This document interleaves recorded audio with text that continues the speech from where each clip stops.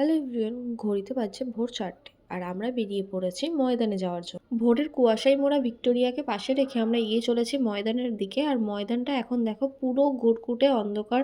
অনেক বেশি অন্ধকার থাকার জন্য আমরা আর ভিডিও বানাইনি, অপেক্ষা করছিলাম একটু দিনের আলো ফোটার। দিনের আলো ফুটলে তবে ভিডিওটা ঠিকঠাকভাবে বানাবো ভেবেছিলাম। তো দিনের আলো মোটামুটিভাবে ফুটে গেছে এখন। শীতের সকালে ময়দানে এসছি, আমি নিজেকে খুলতে পারিনি, বাট ও নিজে। দিনের আলো আস্তে আস্তে ফুটছিল আর আমরা যথারীতি ঠান্ডায় কাঁপছিলাম, তাই ঠান্ডা থেকে বাঁচতে একটু খেয়ে নিয়েছিলাম লেবু চা। আর এরপরে আমরা একটু রিলে শ্যুট করছিলাম।